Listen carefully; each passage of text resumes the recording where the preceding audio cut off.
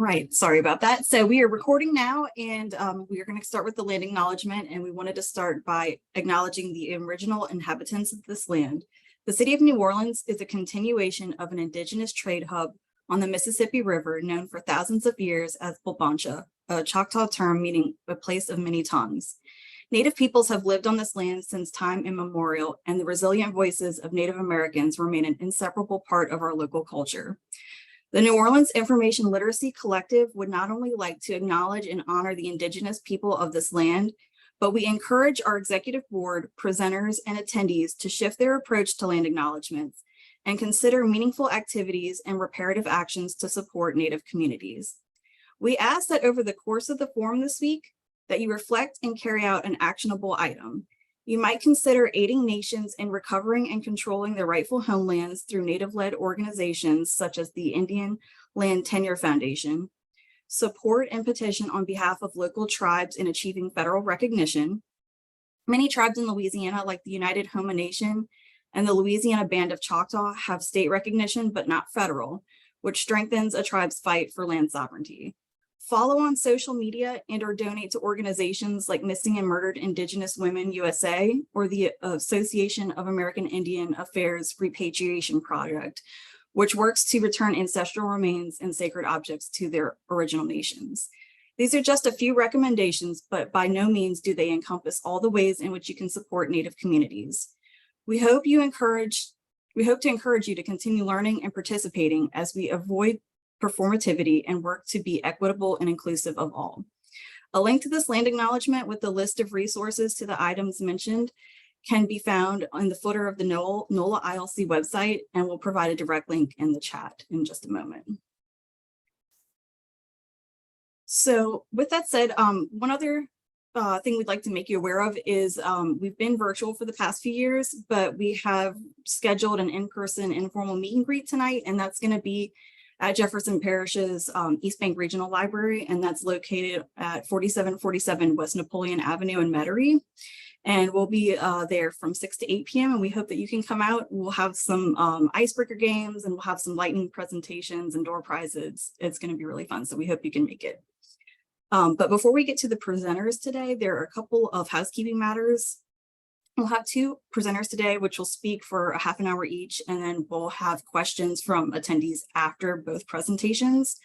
So you can type your questions into the chat box at any time, and our chat moderator, sorry guys, will keep track of them for the Q&A session afterwards. So if you are running into any tech problems, you can also reach out via chat box as well. And Brandy earlier dropped a URL to our link tree, which includes links to our social media channels and the land acknowledgement statement and the other links. One final note, we are recording the presentation, as I mentioned earlier, and we will be sharing it with registered participants on our YouTube channel, and more information at the end of the session. So please feel free to turn off your camera function if you don't want to be recorded at this time. All right, so that brings us to Corrine. We are so honored to have Corrine Syster of Xavier University, Louisiana with us in her presentation, A11Y BYOG, Bring Your Own Guide. And she will be followed by Tapia MacDonald of Northwestern State University, presenting a review of previous instructional practices, assessment, and responding to the changes in student and faculty needs. So Corrine is a remote librarian working for Xavier University from her home in Harrisburg, Pennsylvania. She enjoys helping others make their work shine to best support all their students. In her free time, she likes to play ESO and drives her daughter places. So without further ado, I'm going to turn it over to Corrine.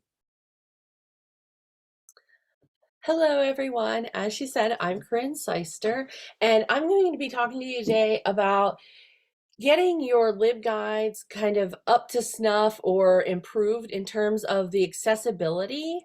And in order to do that, we're going to first talk about kind of the structure of the guides themselves so that you guys can understand where some of the issues come in, as well as really looking at the very basics of how you create LibGuide content and how that impacts accessibility. So everybody should be seeing my screen now, and I am going to quickly hide these controls. Okay, because they always get in my way and annoy me. So if I'm going too fast at any point, please let me know. I do have a LibGuide that is available for anybody, and I will put that link. Oh, I don't even have to. Brandy's already got it in the chat. So the first thing I want to talk about is understanding how a LibGuide is actually structured, because when a screen reader accesses a LibGuide, it understands this structure. So it's helpful for you to understand how that is, so that when you are presenting your information to a student or a community person who might be using a screen reader, you can give them the content in a way that makes sense for them as well as you. So obviously all of our guides, we know, start with one page. And it's important that you understand that these pages are a navigation hierarchy. So we can add pages and subpages. There's different ways it can be laid out in LibGuides. We at Xavier use the side navigation, and there's a reason for that I will get to. But other institutions choose the tab navigation that goes horizontally across the top. And both of these, again, neither is right or wrong, but you'll understand where the changes come into play. So this guide has both pages and subpages. So this is a subpage. On each page, you have the boxes. And we know, you can click add a box. And those boxes have titles. So one of the first things I want you to understand is that the page name is actually the very first header, I believe. Yes.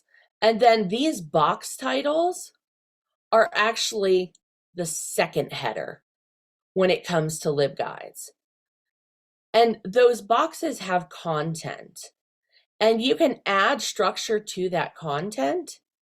And this is a great example of this, in that this is a heading 3, this is a heading 4. So we have them styled differently. The default styling for LibGuides is different, and each institution may or may not have customized their LibGuide CSS template. But understanding that you need to make sure that you are choosing headings based on the level as opposed to the visual style is the first and one of the biggest mistakes I see. So when I say biggest mistakes I see, you're thinking like, well, what do you mean? I have done accessibility, like reviews and things like that, at my other institution, which is the Harrisburg Area Community College. We've been working on this for over 5 years now, in terms of getting it so that everybody's following things. And this is all based on the most common mistakes that I see my coworkers make. And don't worry, I'm not calling them out in front of you because they're used to it. They've all been called out in front of each other already for years. And it's not anything other than people just being used to visually structuring things. So with that being said, that's the first thing I want to point out, is this hierarchy of the page, so that you guys understand that not only does it give information about how a page is structured, but also it helps students as they navigate in terms of tabbing through a page. All right, so the second thing is understanding that LibGuides is built on bootstraps, and you don't have to know too much about that, other than what you have on a page is a series of columns and rows. So this is column 1, and that's this whole thing and this whole thing. And then this is column 2. Most people who have the tab content have a third column. And that's everything in this section. When you are looking at a guide, column 1 gets read first from the very top, and then column 2 down, and then column 3. Now, that understanding of how it is read is one of the reasons that I encourage people to move to side navigation, because the structure of, I'm going to move this up a little bit. So here's an example of a structure where it is tabbed navigation, and they have 2 columns. When you look at this guide, most of us have our eyes immediately drawn to these 2 things: welcome and top resources. However, and this is where accessibility comes in, as well as kind of, universal design. If you look at this in a mobile view, which I use Chrome, and I just use their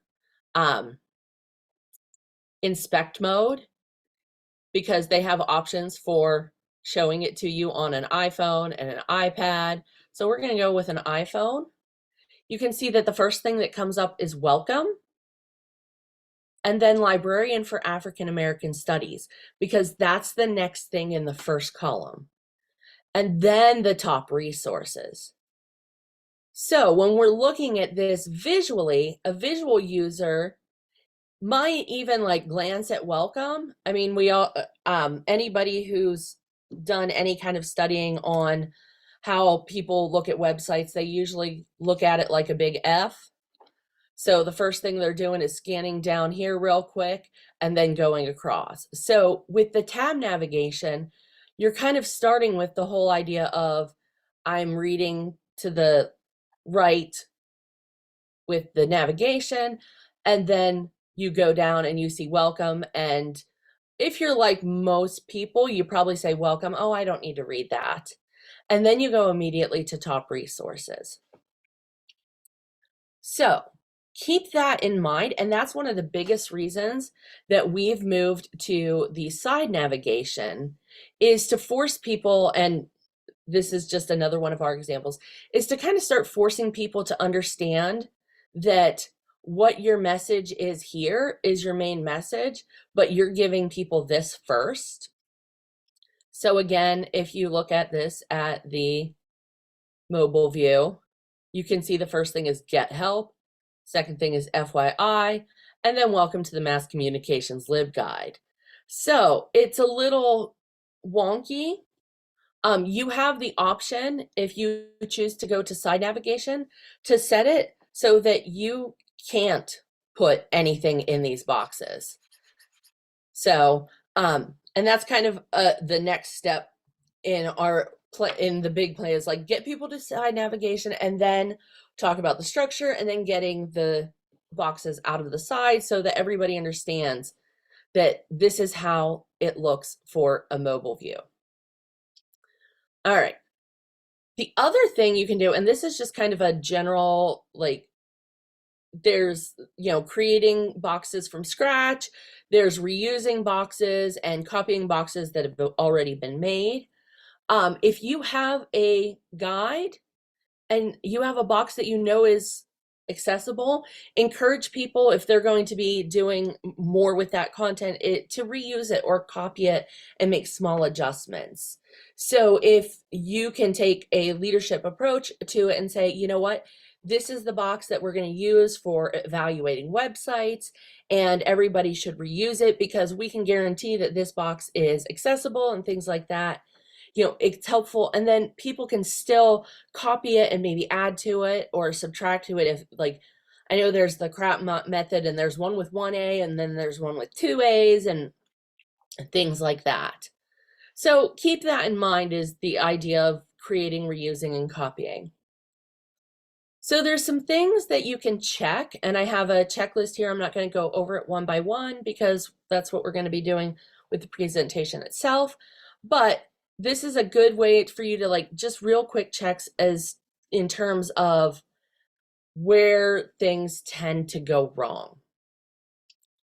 So I have some general guidelines for accessibility, and in terms of like fonts and color.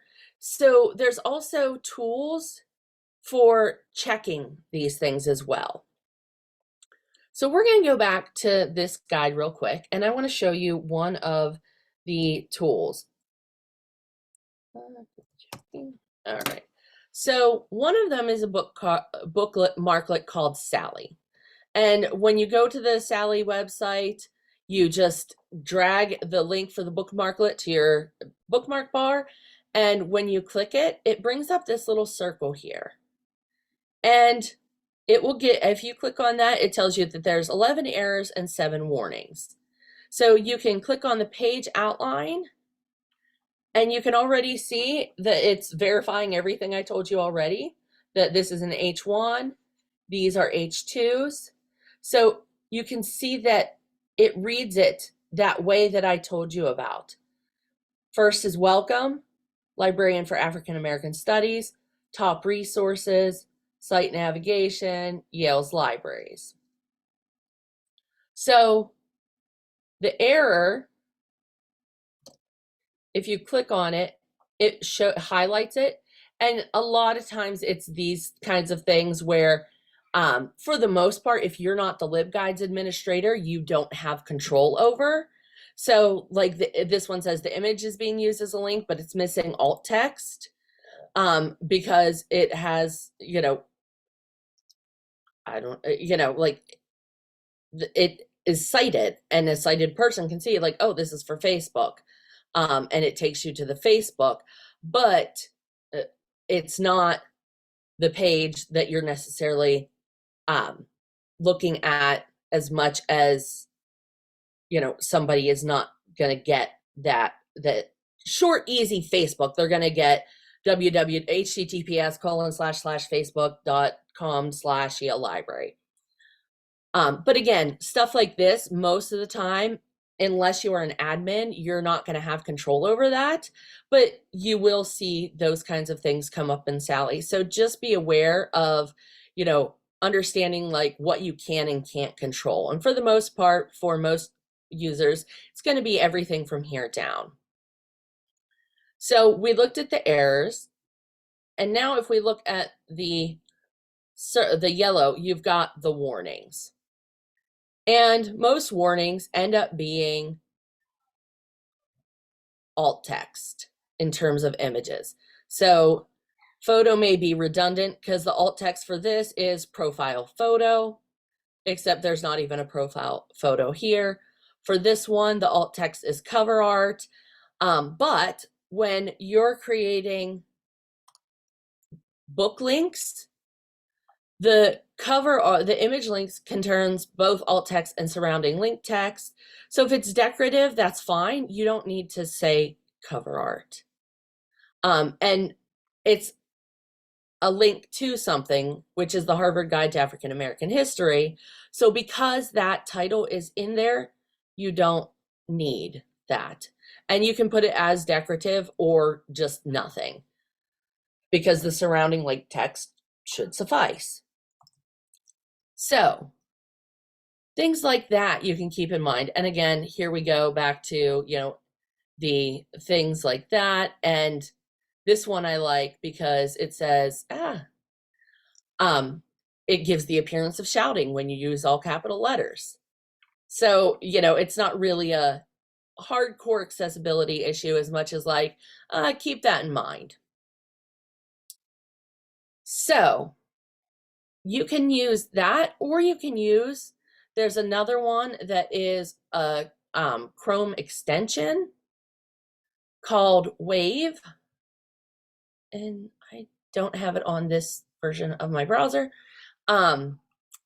But Wave is another simple one, and you have an online version as well, where you can simply put the URL in, and I'll use mine And some people find it a little overwhelming, but you have the errors, you have contrast errors, things like that. And again, the contrast errors are probably my both most and least favorite, because the majority of the time we have to follow the colors that our institutions assign to us. And as a result, there might be contrast errors because they didn't think about it when they chose the school colors. So, you can kind of just do your best. And again, you can see, even me, I'm not perfect. This is our footer, and it's very low contrast between the text and the background colors because those are our colors. I did add shadow to help it kind of pop out a little bit.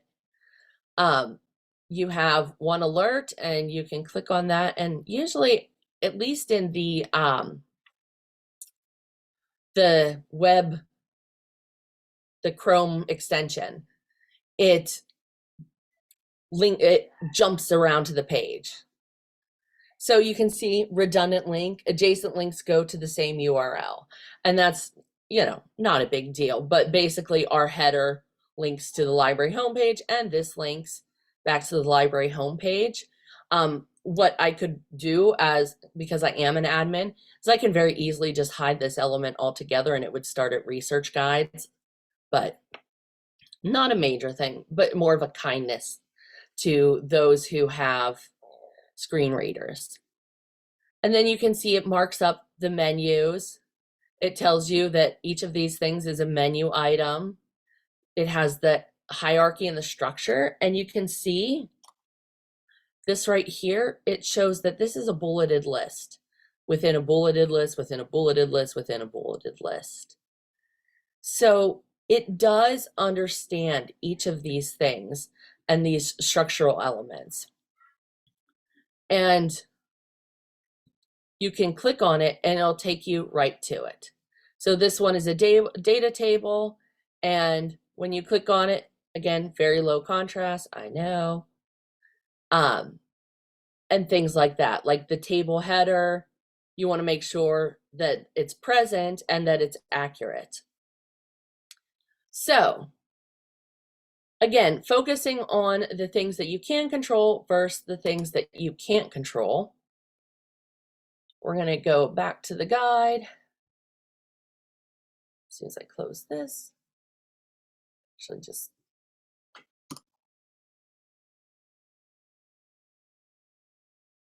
all right. So you have a lot of extensions and things available for you for checking these things, like the headings map, alt text viewer if you want to focus on alt text first. You don't have to do everything at once. You can focus on your main problems if your main problems are the text or the images, and those are really the two biggest things that people tend to have problems with. So I have some information about the text, and the biggest problem that a lot of people come into is copying and pasting from another page. And I will show you how this works. Let me log in real quick. All right, so let's say I am going to, and I need to do it on, I'm just gonna put a new page here and add a box. Test. So when you add rich text, if you copy and paste it, oftentimes it brings in HTML. This one didn't do it. So that was good. It didn't copy the HTML of it. It happens a lot if we copy from like PDFs and things like that. Do I have a PDF up here? No, I do not. Here, let me show you this real quick. So let's say I went here and I copy this section. Add rich text HTML. Okay, so it brings in the hyperlink because it copied it. It didn't bring in the font formatting, which is good. But you can see it brings in more than you might think. So when you're looking at something like this, depending on how it was created, whether they use CSS, which in this case they use CSS, or if they use some other formatting and encoding. So I'll copy and paste from here once it loads. Okay, and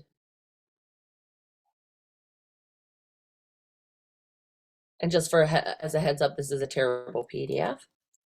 And you will want to make sure that if you are linking to a PDF, the PDF itself is accessible. All right.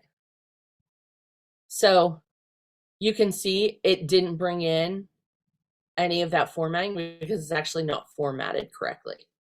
So whereas in the PDF here, it has these bullet points, because they're not formatted as bullet points, they don't bring it in. Unfortunately, I didn't find any really good examples, but let me show you what people do that cause the bad examples. They change the font here. So I'm going to change this to Times New Roman. Happy birthday if anybody has a birthday. So you can see now that's Times New Roman. If you change the font there, it will override any CSS that tells a page what to use. And if I copy that and add rich text and paste it, you can see it's smart enough to not do that. But if you're not sure, the easiest thing you can do, if you copy and paste, just highlight everything and click this little TX here. And that will remove any of the existing formatting and make sure that the font matches and things like that, because it will bring in any incorrect headings, etc. So going back to the basic text, the other thing to keep in mind is how the headings are. I have this as an example of how our CSS renders these headings. That is not the default in LibGuides. The default in LibGuides, I can show you, is, oh, I have it disabled. But yeah,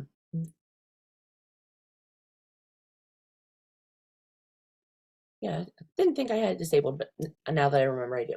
But the default in LibGuides, you guys can see in most out of the box guides, you can see that they have a CSS template. And let me see, did the other example I found? No. Yeah, so they do not have anything extravagant. This is the basic thing. So you can see that this, and we'll see if this actually is what I think it is. And again, I am not at all like criticizing any of these people who have created these guides. They are simply really good examples of what I'm talking about. So here you can see it pulled in that and the italics. And if I look at the HTML, this creating a bibliography, visually, it looks like it's a heading, but it's not actually part of the page navigation structure. And this is something a lot of people do. So you would want to make sure to double check that. In terms of other text things, when you are editing boxes, you'll see all of the other inline styles and block styles. The only one I would use is the special container, but keep in mind, it doesn't provide any information to screen readers.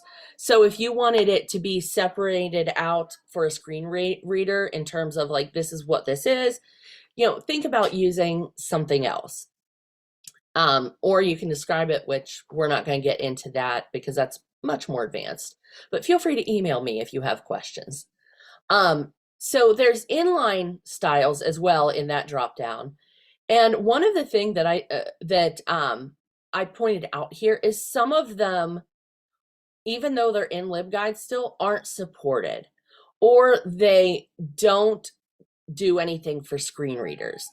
So if you're using these things, it might be helpful to keep in mind how it does things for screen readers to help you understand if it's something that you should use. Same with this deleted text and the inserted text. You can have it that it's understood by screen readers, but it will understand it as this is text you inserted. So you don't want to use it just to underline text. You can have sample text, and it's meant to show the result of something would be. So it doesn't impact screen readers, but it does, change how it looks. However, keyboard phrase is something that is understood by screen readers and might be very helpful if we were to start using it for search terms. I didn't close my parentheses there. Oops. So keep that in mind. That might be something you want to do, is to have some of those keyboard phrases within that keyboard phrase styling. Same with lists, bulleted and numbered. They're understood by screen readers, as are tables. And you want to make sure that you give them headers and column rows as appropriate, and that you're not using them for page layouts. The last thing here is images.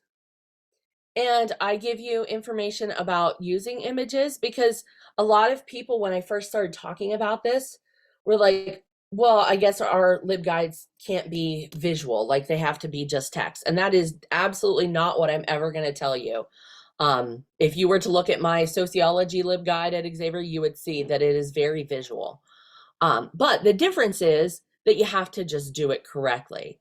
So you have to have alternate text if it's not decorative, like the example of the book cover. But you don't want to use redundant phrases like image of, or photo of, or, profile picture, or graphic of, because they know it's an image already when they're using the screen readers. But also keep in mind that if it's longer than a tweet, you need to do something else. They typically cut off at 125 characters. I do have code here if you wanted to use things as figures to create a figure caption. Mine displays this way because of the way that we have our CSS set up. Yours might display differently, but this is a way that you can provide a little more information than the alt text, but also to caption it in a way for people who are also sighted. So alt text you don't see visually, figure captions you do see visually. So this is a good way to kind of give the best of both worlds and have a more universal design. One of the things that we end up running into a lot of times as instructors is we find these great graphics that have a lot of text on them or are meant to be instructive. So there's different ways that you can do this in terms of making them more accessible, because in this case, like this, just giving this is not accessible at all.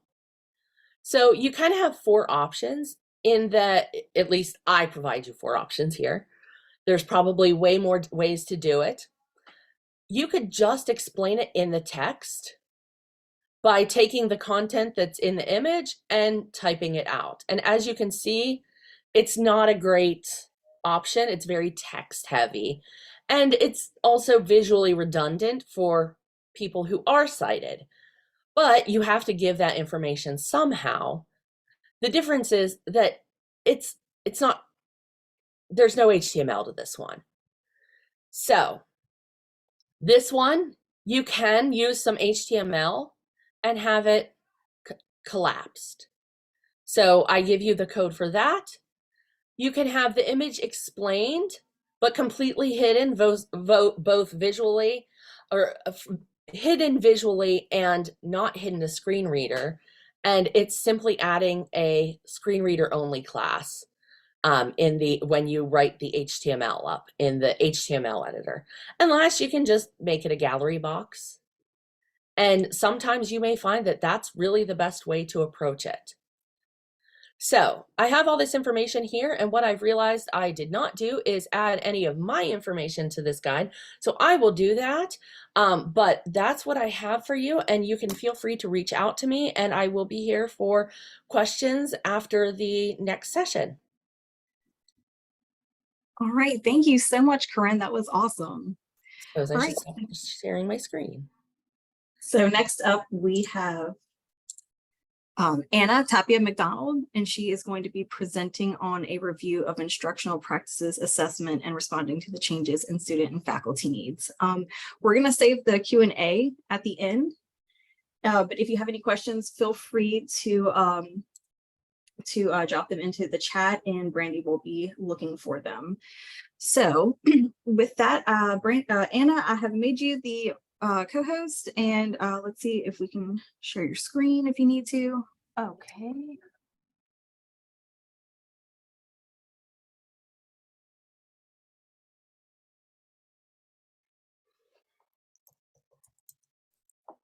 Okay, we see it. You see my, okay. Yes. Okay. Okay, So great. if you will, Anna, I'll go ahead and introduce you, and I'll turn it over to you. So Anna Tapia MacDonald received her BA in art history from Louisiana State University and her MLS from Texas Women's University. And she is currently the head of information literacy, library instruction, and reference at Eugene P. Watson Memorial Library, Northwestern State University. Her library experience includes 2 years as head of the serials media department at Watson Library, 9 years as the library associate and manager of the Leesville Fort Polk Branch Campus Library, and 1 year working at the serials department of Louisiana State University. Additionally, she's worked at the New Orleans Museum of Art and the St. Louis Art Museum, where she trained in exhibit installation, special materials handling, and preservation. In her free time, she enjoys photography, painting, and writing children's stories. So with that, Anna, I'm going to turn it over to you. Thank you so much. Can you hear me all right? Yes, we can hear you. Okay. Okay, wonderful. Well, thank you for that introduction, and thank you all for joining us today. I'm going to go ahead and get started. So when I began in the reference and library instruction department, I had a few questions. Since I was beginning in a new department, my first question was, where do I start? What are the essential components of information literacy, and how do I design an instructional program that is relevant and accessible to students and faculty? Initially, I was excited and I was ready to get started, but I soon felt overwhelmed by the scale of the job, especially since I was new to this department. I'd taught before, but not being the head of the reference and instruction department. And also when I started, I couldn't find a lot of the previous librarians instruction tools, forms, measures, and I'll discuss that as well. So to help me get a better understanding of the department, I began to look at what my predecessor had done. And that first step was to conduct a needs assessment to help me identify the services previously offered, what we were doing well, gaps in service, faculty and student needs, and how data is collected. So for the needs assessment, I looked at these 4 areas: current instruction, instruction tools, how they're measured, any marketing and promotion, with the objective to determine the learning needs, preferences, and expectations of our students and faculty. What I found was that the previous instruction librarian was fairly traditional in her approach to instruction and reference. Classroom instruction was traditional. Her focus was on the graduate and our small scholars college within NSU. She wasn't targeting the general, much larger undergraduate population, but that has its own challenges, and I'll talk about those a little bit later. Student and faculty contact was typically conducted in person, as well as most reference consultations. Email and phone were also part of the traditional reference and instruction tools. The previous librarian put a lot of work into LibGuide creation, but for me, they have a few disadvantages and limitations, especially as I was just coming into the department. Finding them on the library website was a challenge. There were too many, they were too dense, And with so many of the LibGuides, it's difficult to keep up with content management. And that's actually a project I have now that I'm going to be working on, just kind of going through all of our LibGuides. Assessment and evaluation, it was minimal. As I mentioned previously, I couldn't locate many of the instructional tools or assessments. Later in the semester, I finally found a survey that was a hard copy 5-question survey that she used for reference consultations that she would do in person, or she would email these. And the other information I found for evaluation purposes was the annual report, and that was helpful. As far as marketing, there wasn't, oh, sorry, I skipped that. There wasn't much marketing that I could find. So I began to look, as I mentioned previously, the yearly library assessment statistics for the department, any additional measures or forms. From this information, I came up with 5 questions to help me begin developing a new reference and instruction program. So who is our population? I didn't really have a clear understanding of our student population. Who do we serve? What are the typical reference questions? Is there a common theme? To find answers, I began to look at the old phone, email, and face-to-face statistics and any hard copy forms and reports. And why are they asking these questions? What is missing in the library instruction and the tools? When do they visit and how do they contact the library? Is it email, phone, or face-to-face? And then where are they? Are they on campus? Are they primarily online? So I started looking at I was thinking about the demographics. So my strategies to revamp instruction and improve the program and outreach, as well as answer these 5 questions, was to look at the university fact book. And this compiles detailed statistics about our student population. I use this information to provide me with a snapshot of the students that we serve. First, there's a significant difference in the female to male student population. 20 and under, as to be expected, that's the primary undergraduate population. They're young students. However, we also serve many first generation and students from rural areas. And that's definitely a factor with providing instruction to our students. There's a very large, significant number of distance courses that we teach. That's almost 90% or 89%. So this helped guide me in content delivery methods. We have quite a few distance students, or I'm sorry, dual enrollment students, which are high school students that are taking college courses here for credit. So what kind of support do they need? Almost half of the undergraduate class is part-time. Our graduate students, as to be expected, are primarily part-time students. And most of our students are from Louisiana. Of the 4 top departments or schools, I was surprised to find out that university studies or general studies was the largest cohort of our students, followed by nursing, education, and business. Looking at these statistics, I went back to my 5 questions to really think about designing instruction with these statistics in mind.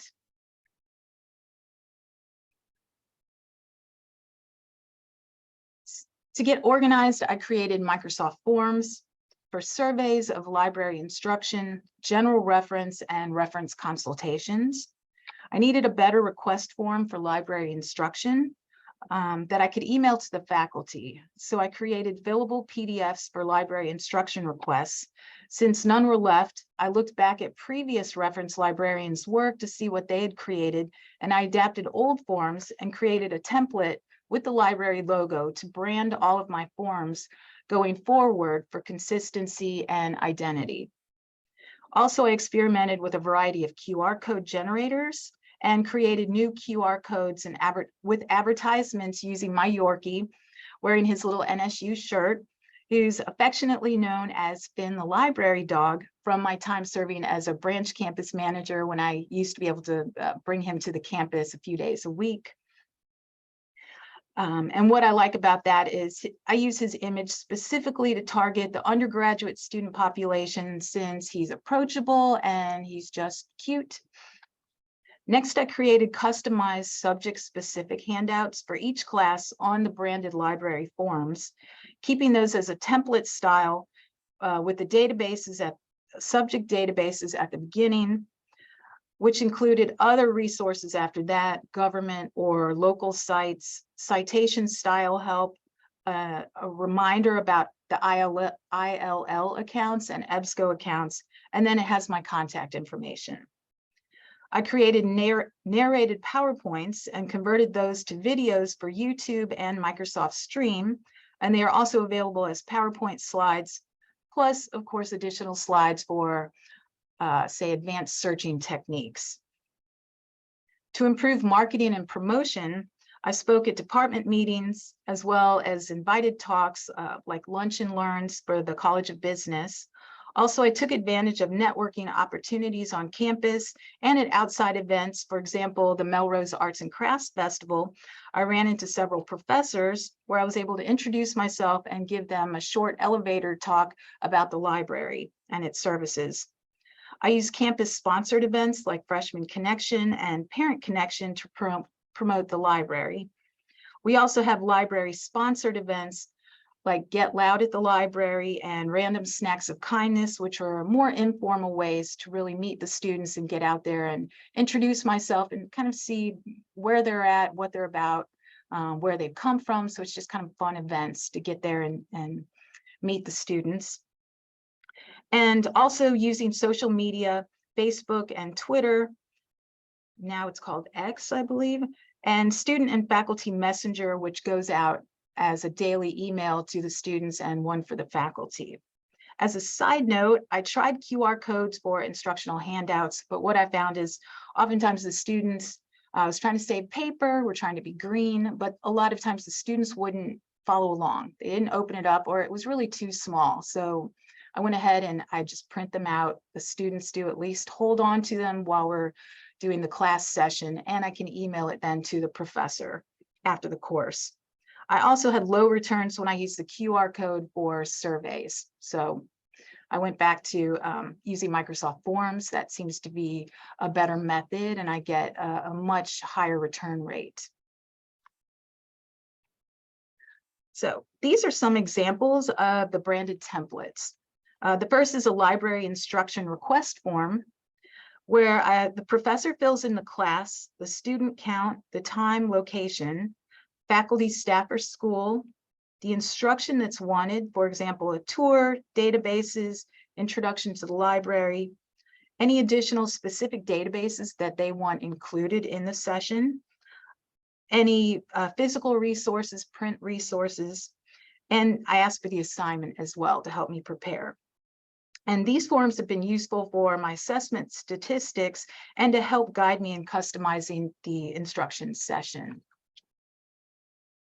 The second form is the one that I created as a template for each class. This one's for business. It's actually a little bit longer, but I cut this one off. This is a subject handout. And this one, we go over the specific resources for business, databases for them to use for these assignments, then additional resources if the professor wants some government or local sites that might be useful. Citation style help, again, the account reminder for ILL and EBSCO, and then my contact information.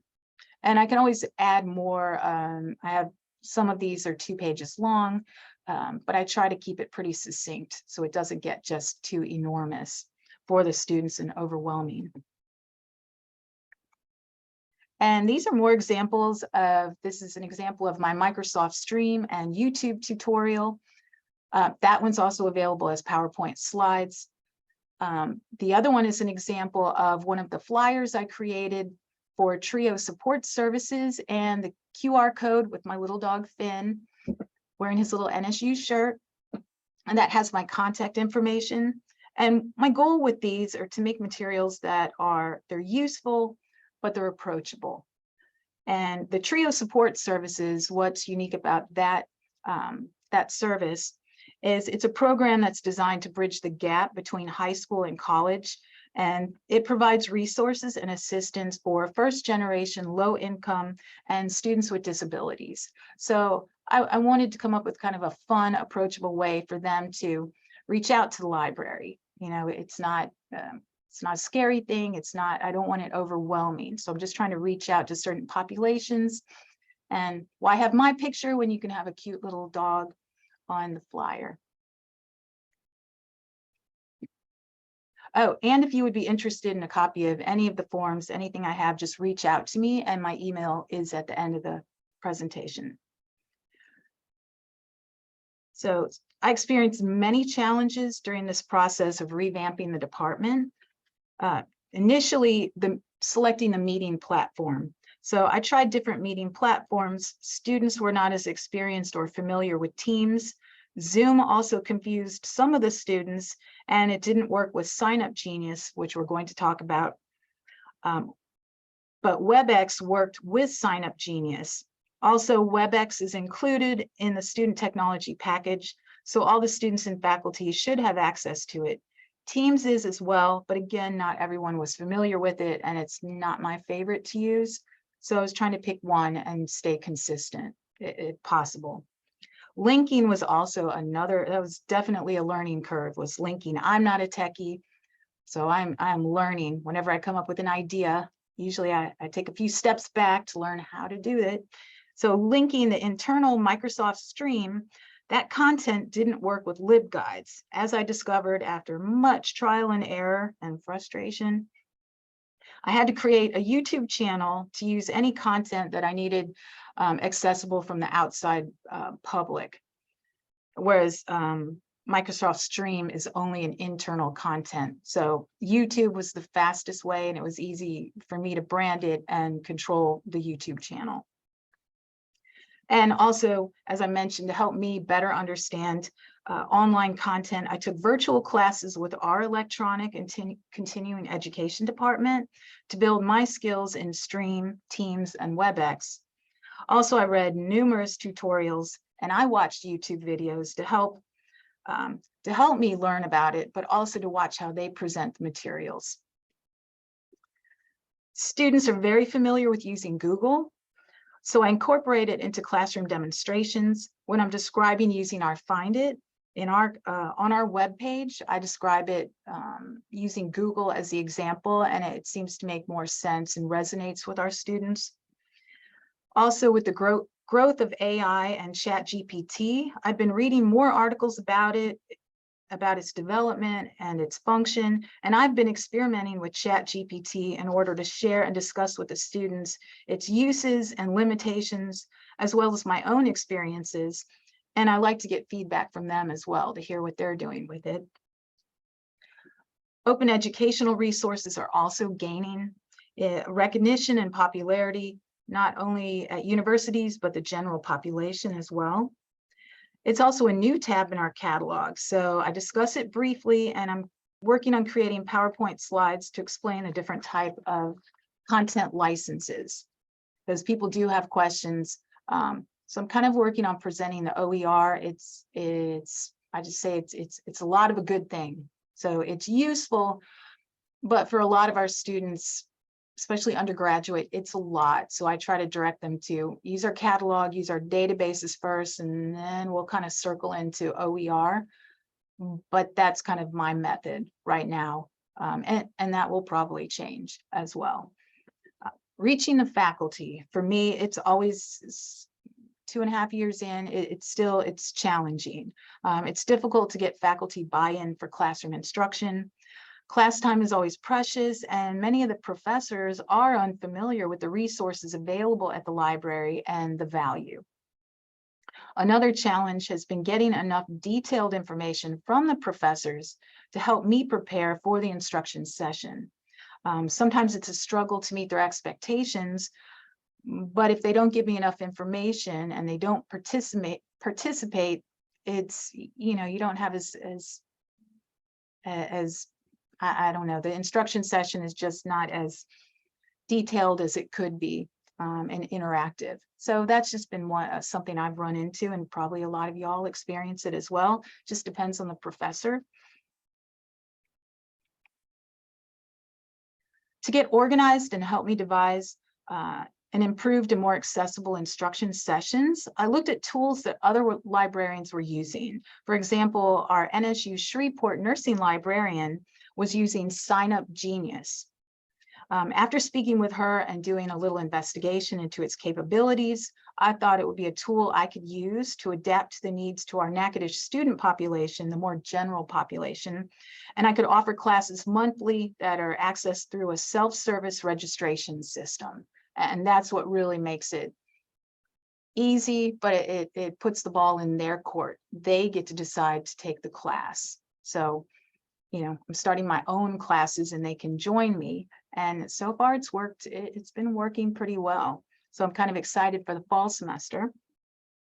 Additionally, I used anecdotal evidence from conversations with the professors and students to find out what are their key needs and expectations when developing instruction strategies. These included first customization for each class, so it was relevant to their research needs. Teach practical and digital skills for effective searching and critical evaluation of information sources. Teach access to specialized resources such as the subject-specific databases, archives, special collections, special resources, newspapers, microfilms, and primary resources. And then 4, they wanted flexibility and convenience. And one example of an ongoing collaboration with a faculty member arose from one classroom instruction session, which turned into a yearly partnership with this business professor and her junior and senior project class. We create a special topic instruction sessions for each group. So I tailor it for their project each semester. And then I'm invited to view those final presentations where they have food and the students are giving that final presentation in front of all of the business faculty, or most of them, and it's for a grade. So this is their final project grade. So that it's a lot of fun to see them progress. And it's just a nice way to meet the students and really get to know them. So I've really enjoyed that one with the business department. And for marketing and promotion, I focused on a method of delivery that all students and faculty see in their daily email called that student messenger, or student and faculty messenger. This semester, I'm going to add advertisements to our social media, and I'm curious to see what kind of feedback we get from the students when I post it there. So after compiling all the statistical information, assessments, feedback, I concluded for me, Sign Up Genius was going to be my new content delivery method, besides traditional instruction and web content. So this is an example of my Sign Up Genius. So I wanted to make the summer Sign Up Genius classes. I wanted to make them fun when they clicked on them. So apparently I like dogs. I think they're fun, little happy critters to put in on the summer classes. And what I like about Sign Up Genius is they do have a lot of templates to choose from that you can personalize. So over the summer, my goal was to create a way to bring the students directly to me. If they won't come to the library, my question was, how do I entice them to learn about library resources and how to use them for their research? So I came up with Watson Library virtual quick classes. I worked on creating 2 30-minute quick classes, one for basic catalog and database searching, and the second class is for advanced database searching, more of a focus on creating EBSCO accounts and using the EBSCO tools. And I will say 30 minutes it's difficult to get in class 2, but I want to get people signing up. And what I did find is I did design tutorial slides for each class that I could email after the session.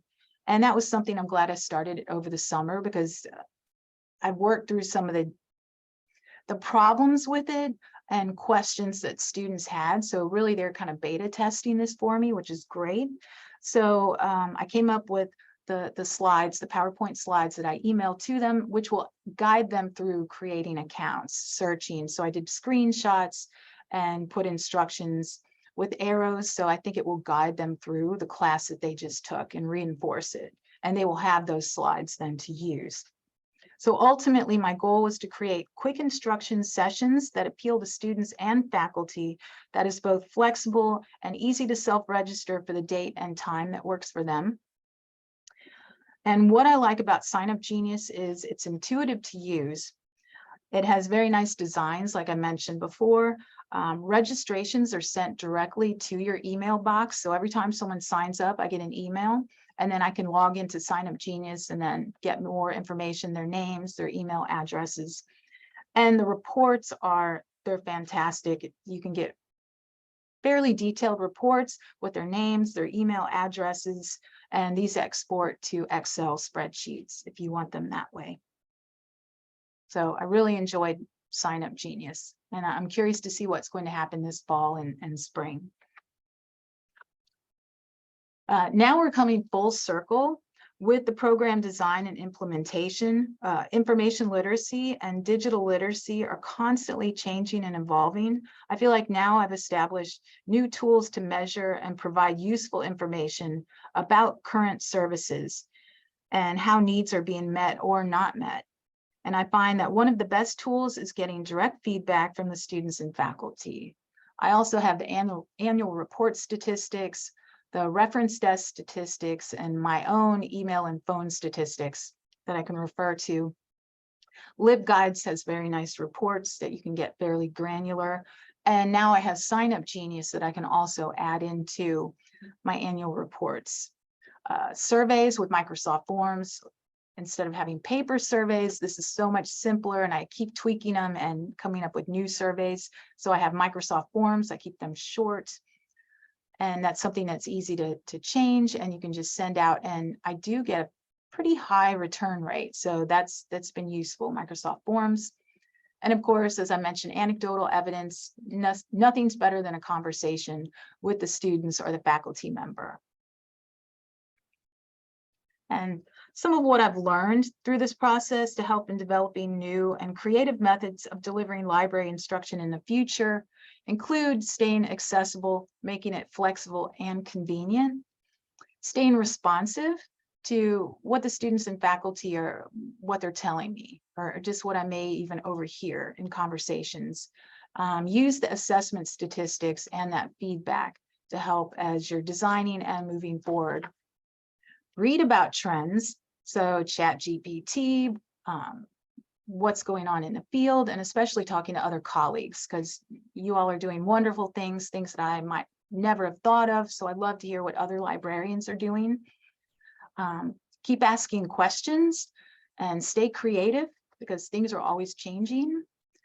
And don't be afraid to try something new. So that's always, for me, let's try something new. If it doesn't work, that's fine, but at least we tried it. And that's about all I have. I know this was kind of quick.